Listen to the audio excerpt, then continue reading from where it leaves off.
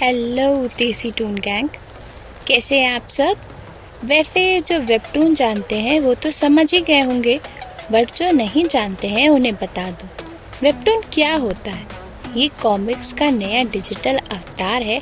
यहाँ पे बहुत से जाने माने राइटर अपनी कहानियों को डिजिटल कॉमिक्स के थ्रू पेश करते हैं और जिसे आप सब पसंद करते हैं। उन्हीं वेबटून की कहानियों और टैलेंटेड राइटर्स की टैलेंट को मैं लेकर आई हूँ बिल्कुल देसी अंदाज में अपने चैनल देसी टूनबाज डायरी में।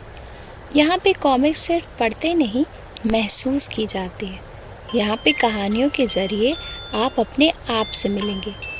तो चलिए श्री गणेश करते हैं पहली कहानी से, जिसका नाम है स्पिरिट फिंगर्स और राइटर है हैंग क्विंग चेर। ये कहानी है एक ऐसी लड़की की जिसके पास इमेजिनेशन का भंडार है पर कॉन्फिडेंस ज़ीरो।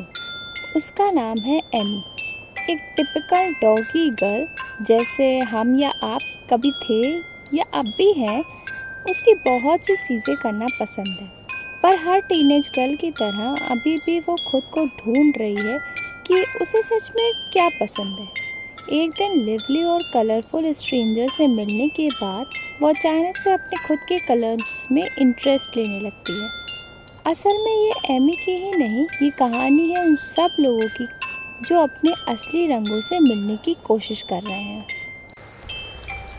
तो चलिए शुरू करते हैं खुद को पाने की इस सफ़र की पहले पड़ाव से और आइए मिल की कहानी के साथ साथ खुद के कलर से मिलते हैं। कहानी की शुरुआत होती है जब एमी अपनी माँ से फ़ोन पर बात कर रही होती है। हाँ माँ। अरे माँ, कितने दिनों बाद तो मैं घूमने निकली हूँ, एमी बोलती है, पर उसकी आवाज़ में एक्साइटमेंट से ज़्यादा गिल्ट होता है। नहीं माँ, मैं बात घुमा नहीं रही हूँ। ओके, बुक्स खरीद के सीधे घर, प्रॉमिस। फ़ोन बंद करते ही एमी एक लंबी सांस लेती है। उफ, क्या भाषण था, कोई आज़ादी ही नहीं है, हर वक्त सिर्फ पढ़ाई पढ़ाई पढ़ाई। उसकी आंखों में थोड़ी उदासी और दिमाग में एक ही लाइन चलती है, मैं एक इंसान हूँ या पढ़ाई की मशीन। चलो बात है, ये लोग हैं कहाँ? वो अपने दोस्तों का वेट कर रही है। सारा ने कहा था लेट होगी, पर ये तो दिख भी नहीं रही। और मैं हमेशा कहती है मैं टाइम पे आऊँगी, पर पंक्चुअलिटी तो उसकी डिक्शनरी में ही नहीं। मैं बोर्ड होकर आसपास देखती है।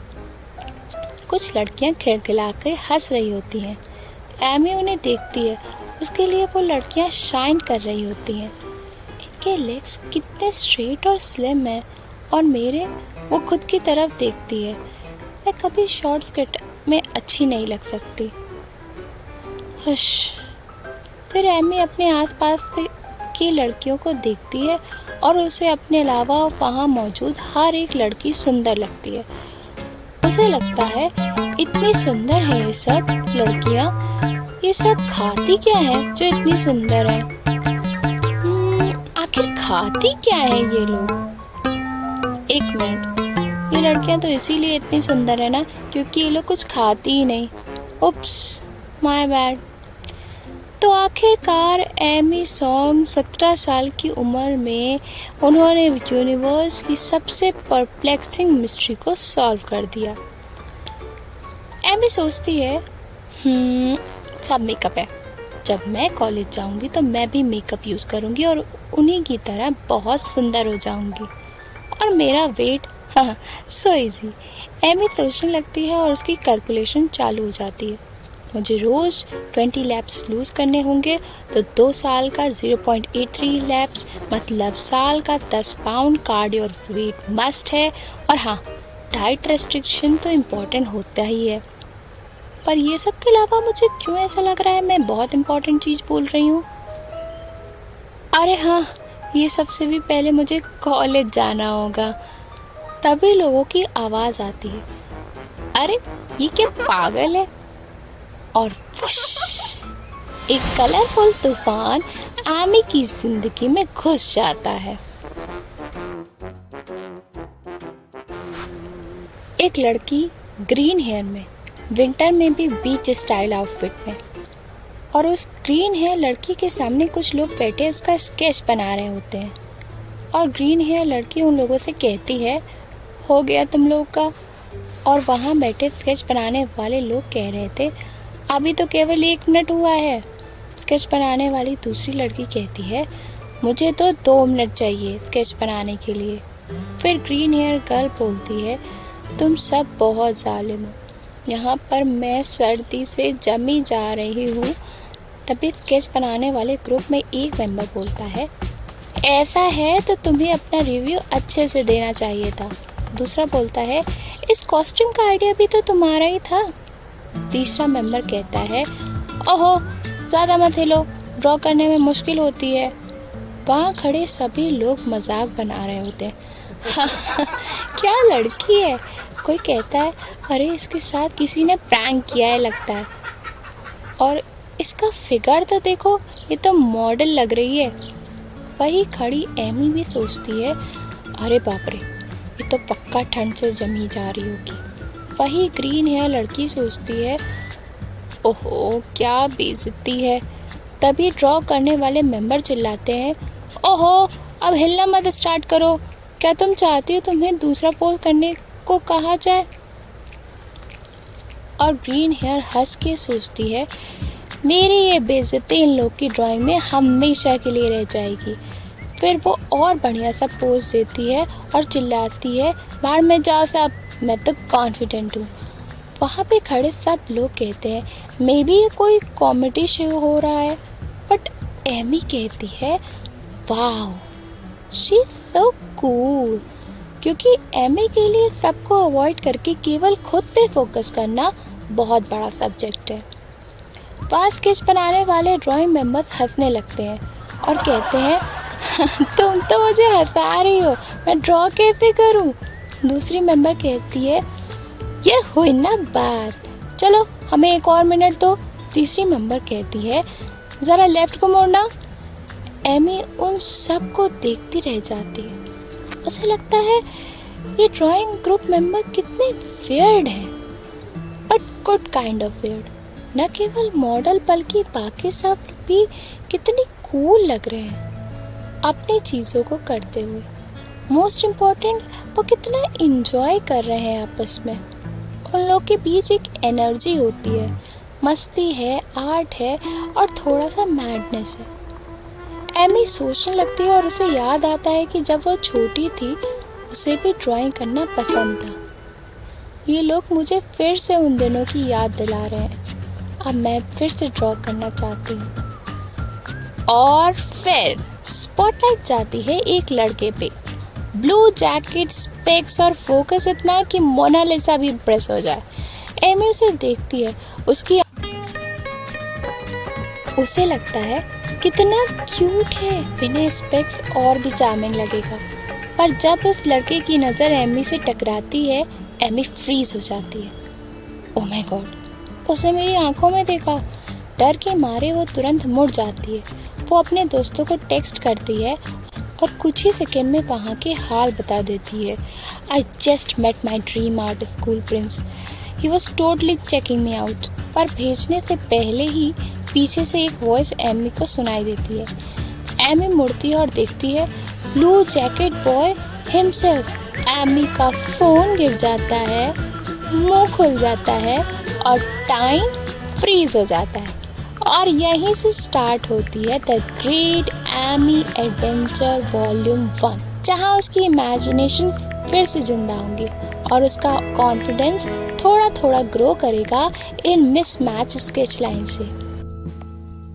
दोबारा सुनते रहिएगा स्प्रेड फिंगर्स, यही देसी टूनबाज डायरी। दोस्तों पढ़ते हैं अपने नेक्स्ट सेगमेंट पे, जो कि बेस्ड है डेली फन फैक्ट्स, वोकैब और ईडियम पे। आज है जून 27, 2025।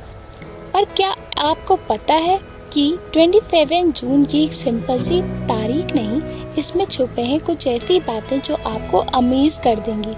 आज की डेट हिस्ट्री, कल्चर, मोटिवेशन को एक परफेक्ट ब्लेंड है। तो चलिए शुरू करते हैं नेशनल डे से। सबसे पहले नेशनल सन ग्लासेस डे। आज है नेशनल सन ग्लासेस डे। ये दिन याद दिलाता है कि यूवी रेस से अपनी आंखों को बचाना कितना ज़रूरी है। तो अपने स्टाइलिश चश्मे निकालो और रेडी हो जाओ धूप से बचने और स्वैग दिखाने के लिए। नेक्स्ट है national post traumatic stress disorder PTSD awareness day. अगर बात की जाए PTSD की तो ये कॉम्प्लेक्स डिसऑर्डर है जो कि किसी ट्रॉमा की वजह से हो सकता है। वो ट्रॉमा किसी भी चीज़ से हो सकता है, एक्सीडेंट, कोई लड़ाई, नेचुरल डिजास्टर या फिर कोई असॉल्ट। इसके कुछ सिम्टम्स होते हैं लाइक पूरे सपने आना, डिफ़िकल्टी होना इमोशंस फील करने में, स्लीपिंग इश्यूज, नेगेटिव थॉट्स और बहुत से सिम्टम्स यहाँ मेंशन है। The National Center for PTSD declared all of June to be PTSD Awareness Month. आप उनकी कैंपेन की हेल्प कर सकते हैं by educating yourself and others about the illness and sharing help with those जिनको उसकी ज़रूरत है। नेक्स्ट है नेशनल क्रीम टी डे। चाय लवर्स के लिए तो आज एक और चाय पीने का बहाना है क्योंकि आज उनका favourite day national cream tea day है। नेक्स्ट है national women's fly fishing day. Women can do anything, ये तो आपने सुना ही होगा। इसी चीज़ को मद्देनज़र रखते हुए आज national women's flying fishing day मनाया जाता है। National bingo day, national onion day और नेक्स्ट है नेशनल फूड ट्रक डे। अपने लोकल स्नैक फूड ट्रक से एक स्नैक उठाइए और सपोर्ट कीजिए वहाँ के ट्रक एंटरप्रेन्योर्स को। National HIV testing day. This day raises awareness about the importance of testing for HIV। Next है national safer work place day. Stay alert, stay safe, prioritise machine safety and prevent accidents in the work place. National days की बारी है आज के महान हस्तियों को birthday wish करने की। Happy birthday to Helen Keller, RD Burman, PT Usha, Bankim Chandra Chatterjee and Tobey Maguire. सबसे पहले happy birthday to Helen Keller 1880। Helen Keller का जन्म आज के दिन हुआ था 1880 में। वो एक ऐसी महान हस्ती थी जो अंधी और बहरी होने के बावजूद कॉलेज ग्रेजुएट बनी और दुनिया भर के लिए इंस्पिरेशन बन गई। इसके वोकैब है टेनाशियस, एडजेक्टिव जो आसानी से हार नहीं मानता। सिनोनिम्स है inheritance, legacy and birthright. Antonyms कुछ भी नहीं है। फॉर एग्जाम्पल हेलन केलर का टेनेशियस स्पिरिट हर मुश्किल पर भारी पड़ गया। नेक्स्ट है स्पाइडरमैन का तोबे मैंगुएर का बर्थडे 1975। आज के दिन हुआ जन्म एक सुपर हीरो का, तोबे मैंगुएर, जो बने पहले स्पाइडरमैन। इसके ईडियम है with great power comes great responsibility. इसका मतलब है जब आपके पास ताकत या टैलेंट हो तो उसे समझदारी से इस्तेमाल करना चाहिए। फॉर एग्जाम्पल स्पाइडरमैन ने हमें ये सबक दिया कि जिम्मेदारी भी एक सुपर पावर है। नेक्स्ट है happy birthday to PT Usha 1964। India की फ्लाइंग क्वीन PT उषा भी आज के दिन पैदा हुई थी। उन्होंने 1984 ओलंपिक्स में सिर्फ 0.01 सेकेंड से मेडल मिस किया, लेकिन देश का सर ऊंचा कर दिया। इसके वोकैब है अजाइल, एडजेक्टिव जो तेजी और फुर्ती से गति करता है। सिनोनिम है स्प्राई, एंटोनिम है क्लमजी।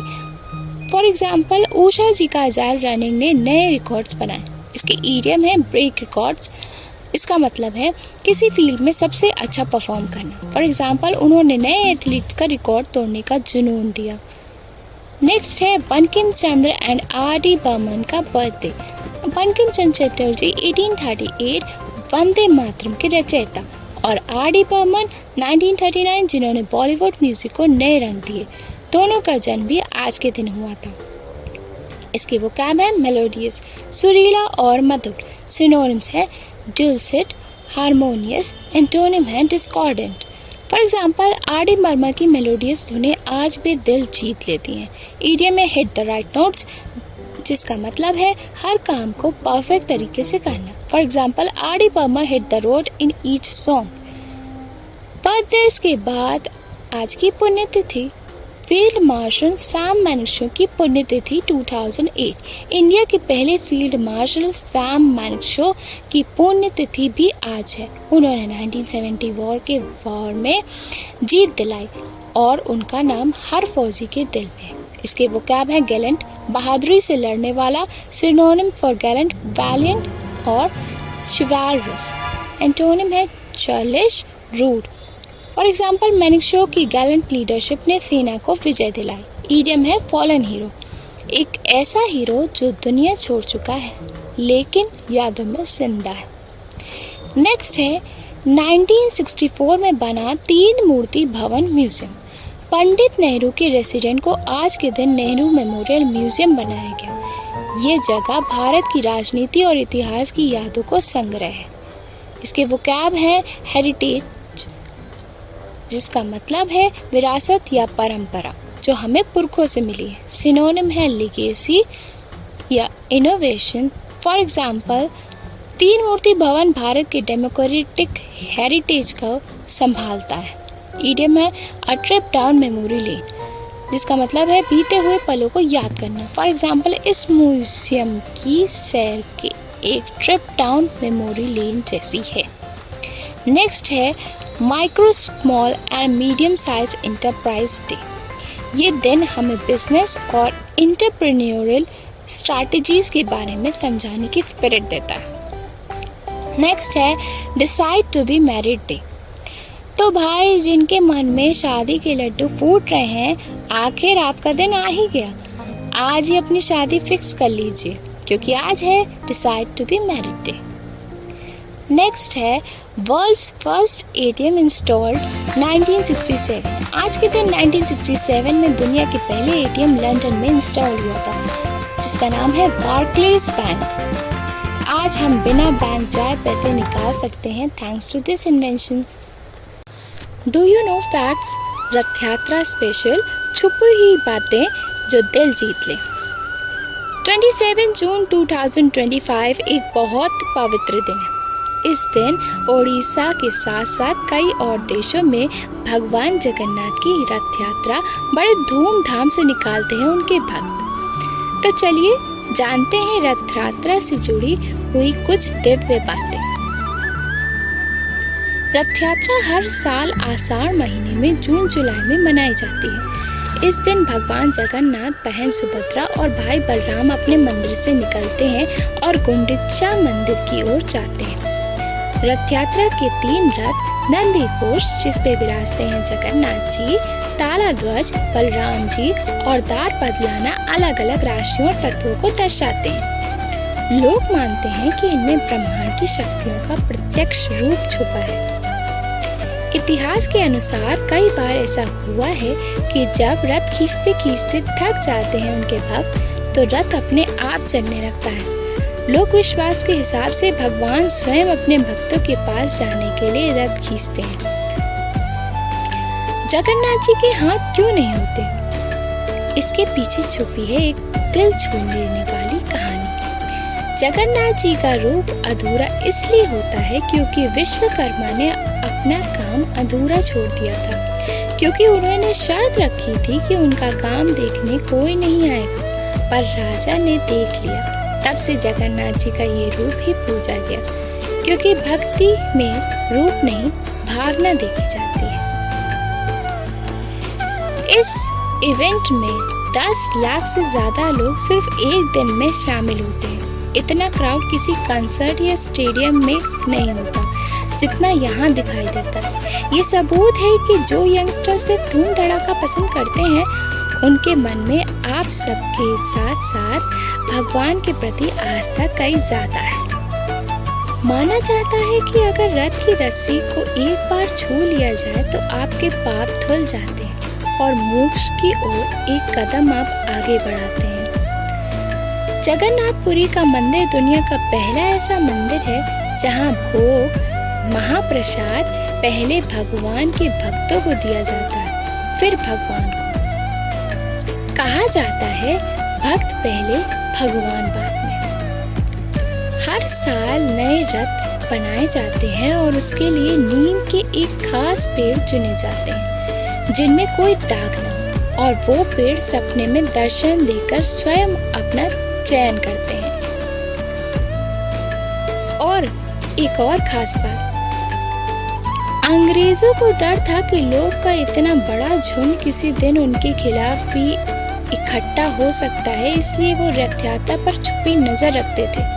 उन्हें लगता था ये सिर्फ एक फेस्टिवल नहीं, एक क्रांति की शुरुआत भी हो सकती है। और ये डर उनका सच कर दिखाया हम लोगों ने। तो दोस्तों 27 जून ने हमें दिखाया कि एक तारीख में कितनी कहानियां छुपी होती हैं, कुछ हिस्ट्री वाली, कुछ फ्रीडम वाली और कुछ भक्ति के सागर में डूबने वाली। अब बढ़ते हैं अपने लास्ट सेगमेंट में, जो कि एक कमेंट वॉइस की चौपाल। डिजिटल दुनिया का अड्डा, जहां आपके दिल की डायरी की आवाज धीरे से टाइप होती है, पर आपकी कहानी पूरी दुनिया को सुनाई देती है। इस सेगमेंट में मैं अपने देसी टून गैंग की चौपाल से एक सवाल करूंगी और मेरी चौपाल उसके अपने कमेंट्स की आवाज के थ्रू अपनी बात मुझ तक कहेगी।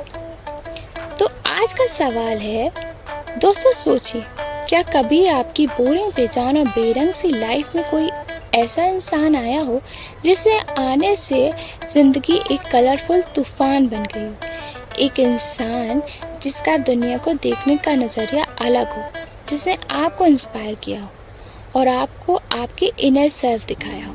अगर हाँ, तो उस पल को मेरे साथ शेयर करिए कमेंट्स में। और हाँ, आज के एपिसोड में जो वोकैब और इडियम्स आपने सीखे, उनको यूज़ अपनी स्टोरी में ज़रूर कीजिएगा, ताकि लर्निंग भी हो और यादें भी ताज़ा हो जाएं। तो चलिए दोस्तों, अब मिलेंगे जल्द एमी की एक और दिलचस्प कहानी के साथ और नए नए फन फैक्ट्स साथ लेकर। तब तक के लिए, अगर वीडियो ने आपके दिल छू